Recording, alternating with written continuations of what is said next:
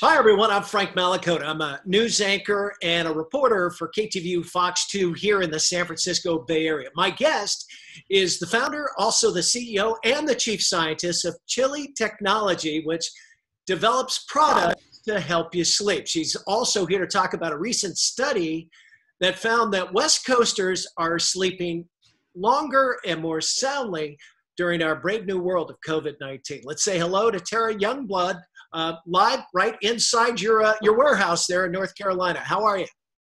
Great. Thanks for having me. Great to have you as well. Well, tell our viewers about Chili Technology and what you folks do. Yeah, so we are all about sleep, mostly about temperature control for sleep. So if you want to picture having a thermostat for your house, we are a thermostat for your bed. So whether you want that bed to be cool or whether you want that bed to be hot, we can go anywhere between 55 to 110, and two people can pick different temperatures. All right. And you've got some heavy hitters using your products. Tell us a few. Yeah, so the list is pretty substantial. We everyone in the biohacker space, from Tim Ferriss has talked about us in the past, Rob Wolf, Chris Krescher, there's a lot of those guys watching that kind of space. We are in almost every professional sport. We have Olympic teams, weightlifting, women's cycle teams that use our product. We have celebrities. Rick Rubin, the producer, is closely aligned with us. He's a big into sleep. All the way anywhere, almost any category, we have someone sleeping this way. Well, you left out the Obamas and Prince Harry. Those are both pretty good ones too. Yeah.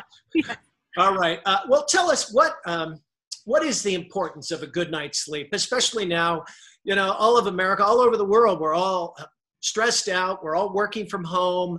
COVID-19 blanket is upon us, and with no definite end in sight. Why is sleep such an important factor in our lives? So sleep is part of every major outcome. So it's tied to immunity, cognitive awareness. Alzheimer's studies are now coming out showing that as we age, this deep sleep, this really good quality sleep, is really intrinsic to our health, both mentally and physically. And so as you think about whether you want to protect your immunity health or whether you want to deal with some of that mental health anxiety that comes as part of COVID as well, either side of that, sleep is just a great way to help protect your body and almost put on an armor that can help you flush through that stress. How has your company been affected by COVID-19 the last couple of months? Honestly, we're really fortunate to be in the health and wellness space. Sleep is something, whether you're at home or working, commuting, that you still need to get sleep and stay home and stay healthy. We started an initiative, buy one, give one. So for every dual zone that's purchased, we give one to healthcare workers, and the response on that has been phenomenal. So I think that's been one of the biggest impacts. We get great testimonials all the time when someone hasn't slept for years, even decades, through the night, and they can finally sleep. That's life-changing. But it really, when you hear the stories of these frontline workers that are in there, they're not with their families, they're working really long shifts, and they say this helps. That really warms my heart. That's been really phenomenal. Oh, I bet. And like you said, sleep makes the world go round. Okay, well, there was this study by Sleepopolis, I guess. Is that the right name? Yep. 150 different cities. They kind of wanted to find out who is sleeping the longest and perhaps the best as we go through this tough time. And apparently San Francisco and some surrounding suburbs, we're all Rip Van Winkle out here. We're sleeping well. Is that right? Well, at least according to the study and the metrics they used. But I lived in Santa Rosa for a few years after college, and I will say I think the secret to your success is that wonderful fog that rolls in and helps manage your temperature. It feeds really well into the temperature sleep story. But I think that the metrics they looked at the study were, median income, those metrics that improve sleep, which is getting outside, being active throughout the day, that work-life balance. There's a lot of yoga, meditation, all those other metrics that go into good, healthy sleep. There's not as much prevalence of smoking, and even alcohol use is moderated and a little bit different than other areas of the country. So all of those metrics together really do make it pretty magical. But I'm still a winner on the fog. You like the fog, huh? I like the fog. For sleep, you really want to be cool, especially in that first part of your sleep. And that natural air conditioning, I think, makes it work really well for a lot of people. I know I lived in New England for a lot of years, in Boston and New Hampshire, and our weatherman would always say, "Good sleeping weather tonight," where it would be a chilly night and a warmer day the next day. But you're right. When you go to bed, you don't want your bed stone cold. But if you're warm in your bed and it's cool outside, it just feels better, right?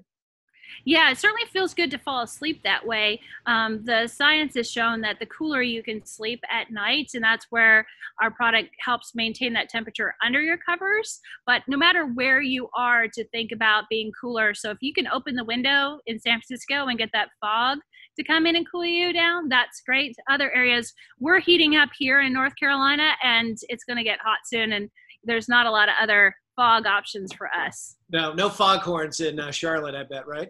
Nope, not a single one. You're a little far piece away from the Atlantic. Talk about quarantine life. Do you think quarantine life, where you're kind of on top of each other, your husband might be working, the wife might be working, kids are doing school, does it tire us maybe a little bit more? Honestly, the biggest factor in sleep in general is stress.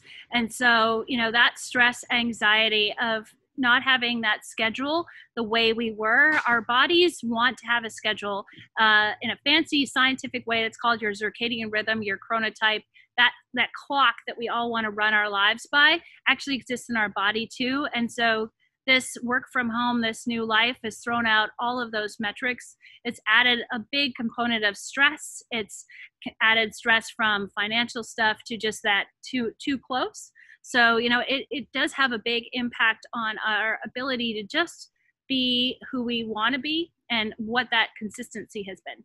Yeah, I think I always sleep better when I've got my routine down. I know what I got to do tomorrow, and I feel like I accomplished a lot today. And with the coronavirus just kind of lingering over our day, no one really knows. So that's got to be a tough element when you just want to get a good night's sleep too, right? Yeah, and I do feel like, the elements you talked about is routine and getting stuff done so that you feel good. Those elements that you had in that pre-COVID life are achievable. You just have to remind yourself, work a little bit harder to try to have that routine. We talk a lot about, even with this new work from home, still make that list, still feel like you got stuff done, and, try to be deliberate when you're spending that time together. To be connecting and try to have that good feeling of connection and try to be intentional, I guess, with what you do during the day. If we can go back to the study for a moment, West Coast seem to be sleeping more per month or per night.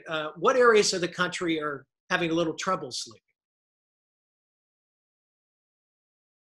Yeah, so, a lot of it really boils down to healthy living, and unfortunately, that being in the South, that you can see that, especially as you get into Deep South, just that quality of life, obesity, activity, meditation, some of those habits that Californians have a lot of access to fresh vegetables, fresh foods. That metric is pretty different. Not to say that fried chicken is bad, but it's just a different way to live your life. And I think that all of those healthy pieces, no one piece is the absolute winner, but together that's what makes it sort of magical.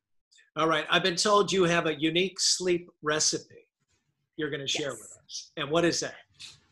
All right, so I'm all about individual recipes. So the first comment I always get back is like, okay, I tried your recipe, it didn't work for me. So the first disclaimer is it's my recipe. Everybody is different. There's 7.8 billion of us, and then there's probably 7.8 billion sleep recipes. But when I go to sleep, I'm thinking about when I go to sleep and how I go to sleep first thing in the morning. And I go out in the morning and I want to get outside time right away and try to move my body and get outside time as much as I can throughout the day and get that true sunshine time. That helps feed our hormonal systems and make our body recognize that we're awake, and it helps us recognize when we're supposed to go to sleep. And managing stress throughout the day is a really big part of what goes into that bedtime bucket, even though it's bedtime. If you get to bedtime and you're super stressed out and you haven't managed it, then it's gonna be a really hard thing to overcome. That's when we lay in bed and our mind is spinning and we're not able to settle down. So one of the tips, honestly, BJ Fogg out of Stanford, Tiny Habits, we use the restroom about 7 times a day. And every time you go to the restroom, to take 1 extra minute and breathe. And when I say breathe, like in your nose, like longer time out than in. So about 3 seconds in, 6 seconds out, whatever feels good for your rhythm. But 1 minute, even just once a day, will flush out all that cortisol out of your bloodstream and really help reset you. So when I get to my bedtime, I've worked on trying to manage my stress all day. I've worked on trying to be outside and stay healthy. And then, the last thing I do before I go to sleep is gratitude. It's really hard, especially when things are tough, but we can always find something to be grateful for. And in that action of being grateful, the anxiety melts away and really helps us fall asleep. So either do that with journaling or verbally or meditation or whatever form that takes. But for me, I curl up under my weighted blanket and do gratitude and then fall asleep. All right. Well, some great ideas there for those that have issues. If people want to get in touch with you, how do they do it with Chili Technology? Yeah, Chili Technology is chilitechnology.com is our website, and there's all sorts of helpful information there. We have a blog that will help sort of further things along. I'm also on social media. My handle is The Sleep Geek. I have a book on Amazon called Reprogram Your Sleep. So somewhere between all of that, hopefully you can find enough extra tips to get what you need. Incredible. Okay, one last question. How did this all happen? How did you become the sleep queen, so to speak? Oh, actually, that story is really, really fun. So my husband and I actually met on the first day of college. So we've been doing this together for a long time. And his uncle invented the waterbed, which is kind of a fun fact, actually in San Francisco, as part of his master's thesis for the design school there. So fun little tidbit, but we are kind of serial entrepreneurs and we just can't escape it. And we both sleep at different temperatures, and it seemed like a good idea to be able to make his side super cold and warm my side up so I could fall asleep. Well, there you go. There you go. The mother of invention right there. Chili Technology, she's the CEO and one of the founders along with her husband. Big thank you to Terra Youngblood out there in North Carolina. All the best. Thank you for chatting with us. Thanks for having me. It's been great. All right, Terra, thank you. I'm Frank Malakote here with Fox in the San Francisco Bay Area. For more information, you can always go to coronavirusnow.com. Have a great day.